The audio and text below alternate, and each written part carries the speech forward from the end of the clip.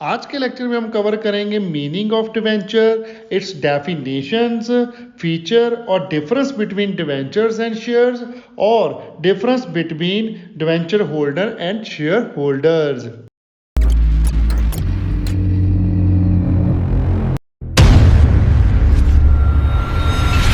Hello दोस्तों, welcome back to tips.com। मैं हूं आपका अपना अकाउंटिंग दोस्त सरबजीत सिंह।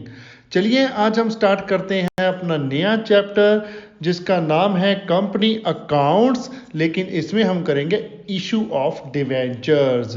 जो प्रीवियस चैप्टर हमने किया है वो था इशू ऑफ शेयर्स। आज हम करने वाले हैं नया चैप्टर इशू ऑफ डिवेंचर्स। चलिए सबसे पहले देखते हैं हम मीनिंग ऑफ डिवेंचर्स। डिवेंचर एक टाइप का लोन और एक डेट इंस्ट्रूमेंट होता है जो कंपनी द्वारा मार्केट में इशू किया जाता है पब्लिक को सब्सक्राइब करने के लिए। ठीक है, डिवेंचर एक टाइप का लोन या फिर डेट इंस्ट्रूमेंट ही होता है जो कंपनी द्वारा इशू किया जाता है इन द पब्लिक मार्केट।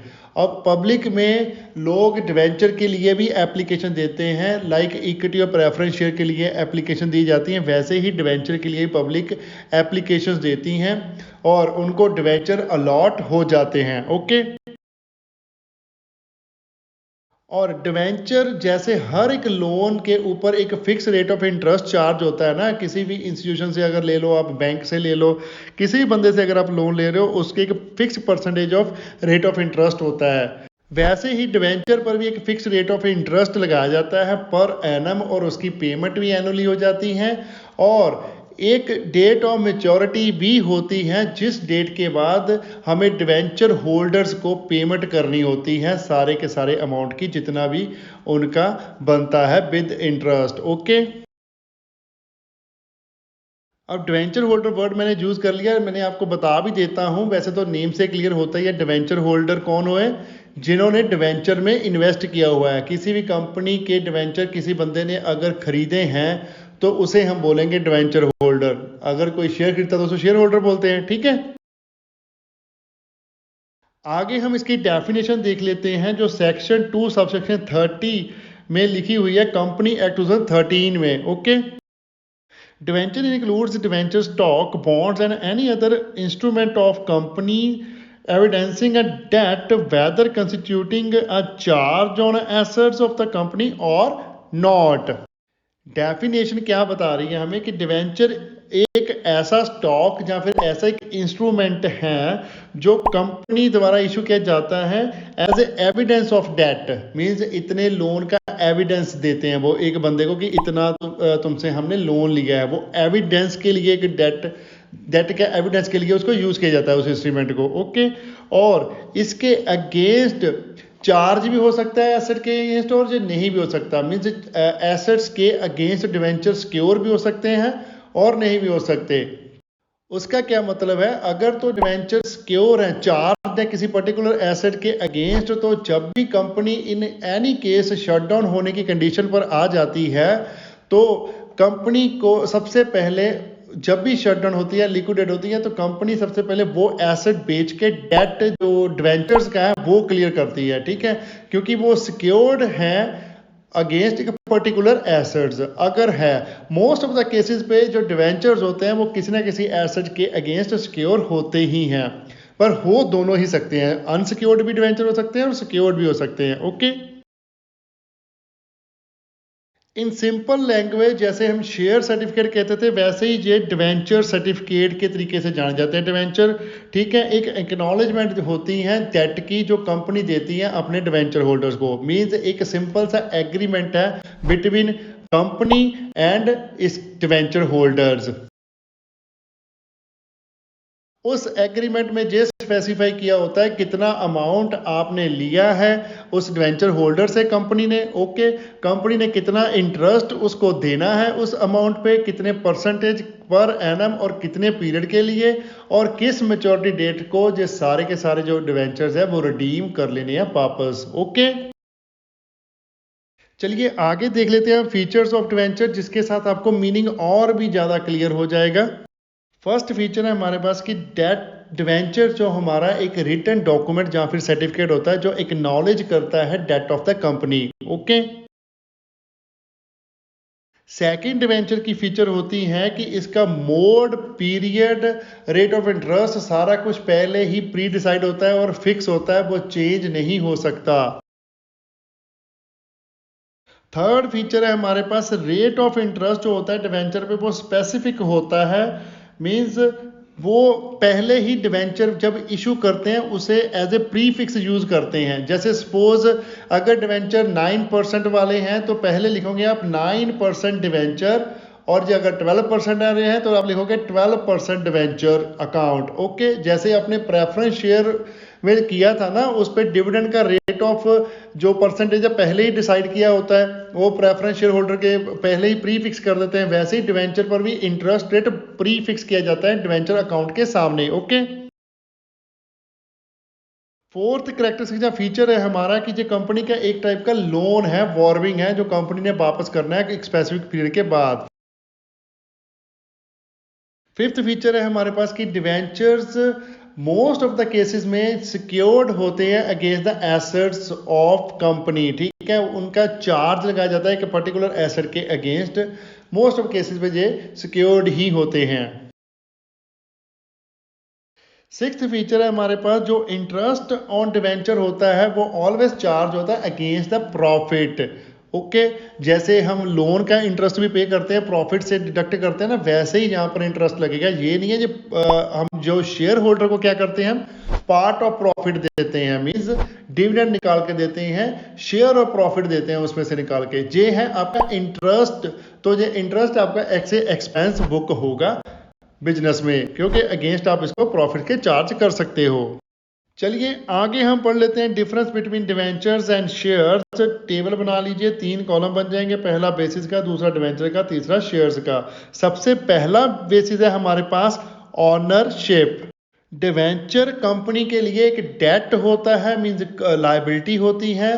तो इस डिवेंचर होल्डर को कोई भी ऑनरशिप नहीं मिलती कंपनी की। ओके, लेकिन जो शेयर्स होते हैं वो उसका मीनिंग क्या है, वो कैपिटल होती हैं। कैपिटल जो होती है मीन्स उनको राइट मिलता है ऑनरशिप का, सभी शेयर होल्डर को कंपनी का। ओके, सेकंड बेसिस है हमारे पास return.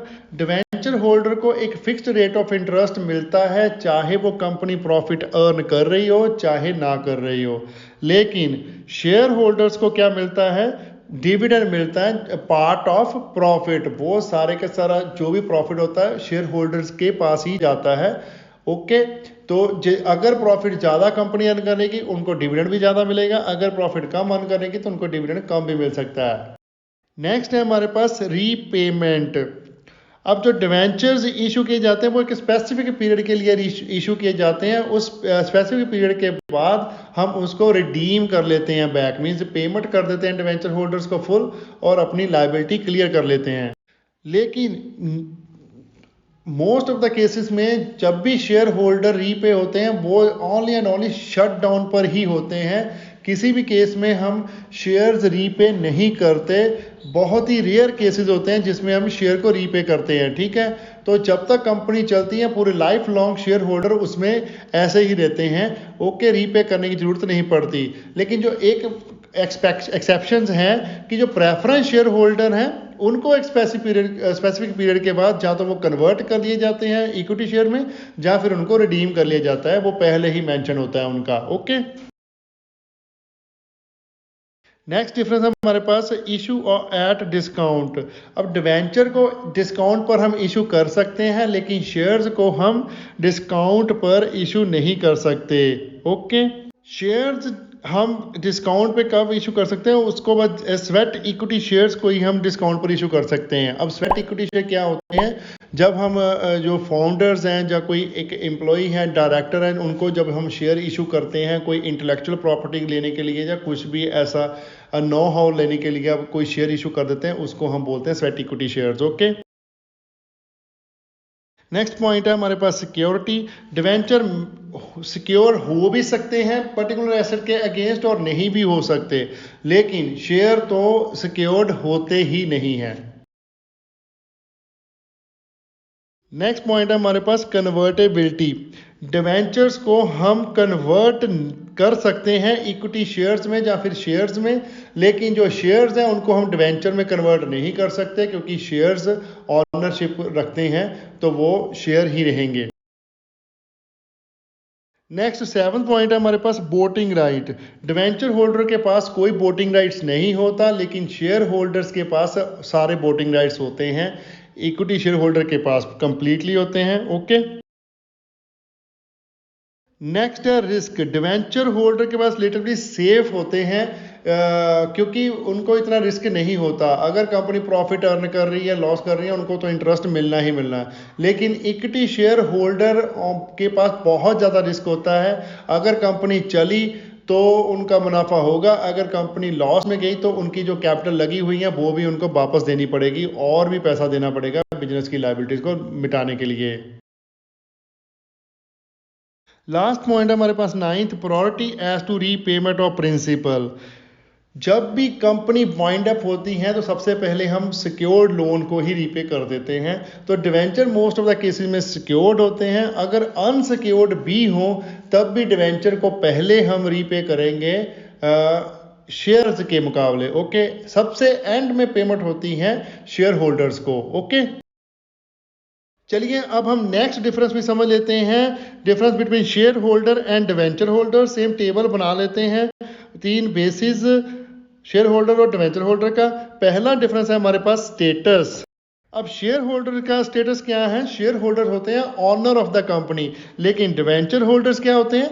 Lender of the company. वो कंपनी को पैसा देते हैं, वो कंपनी ऑन करते हैं, उनकी खुद की कंपनी होती है। ओके,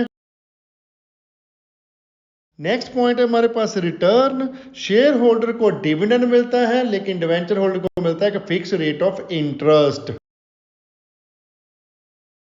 नेक्स्ट है हमारे पास थर्ड, कंट्रोल। शेयर होल्डर के पास कंट्रोल होता है वर्किंग ऑफ द कंपनी की। जो भी वर्किंग कंपनी में चल रही है उन पे सारे का सारा उनका कंट्रोल होता है, वो अपने हिसाब से उनको मैनेज कर सकते हैं।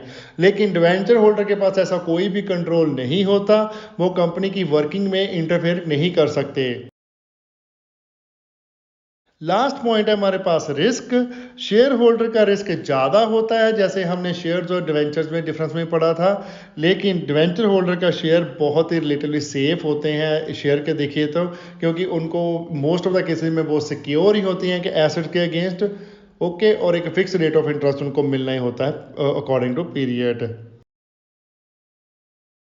चलिए जे आज का टॉपिक यहीं पे ख़त्म करते हैं। मैंने दोनों ही डिफरेंस इसलिए करवाए हैं क्योंकि मोस्ट ऑफ द केसेस में जो आ जाते हैं एग्ज़ाम में, तो छोटे वाला भी आ जाता है और बड़े वाला भी। वैसे तो सेम ही होते हैं, कुछ ज़्यादा चेंजेस नहीं है, आपने देखा होगा। ओके, आपने रीड आउट कर लेने हैं और लिख के आना है पेपर में, ये छोड़ के नहीं आना। छोटा सा क्वेश्चन है, याद कर लो। अभी 10-15 मिनट की खेल है, कोई ज़्यादा मुश्किल काम तो है नहीं। अगर कोई डाउट है तो एज यूजल मेरा जो लाइन है मैं आपको बोलूँगा कि प्लीज़ कमेंट कीजिए, हमारे यूट्यूब पर कमेंट कीजिए, इंस्टाग्राम पर हमें डीएम कीजिए, फेसबुक पर हमें मैसेंजर पर मैसेज कीजिए, या फिर हमें मेल कीजिए अपने क्वेश्चन, हम उसका रिप्लाई ज़रूर करेंगे। ठीक है, वीडियो को लाइक करना मत भूलिएगा, कमेंट कीजिए और शेयर करें अपने फ्रेंड्स एंड रिलेटिव के साथ जितना ज़्यादा हो सकता है। चैनल को सब्सक्राइब करना मत भूलिएगा, बेल आइकन को प्रेस करें ताकि आपको लेटेस्ट वीडियो की नोटिफिकेशन मिल सके। Thanks for watching, bye bye, good morning, good afternoon, good evening, good night. जब भी आप वीडियो को देख रहे हो, सत श्री अकाल।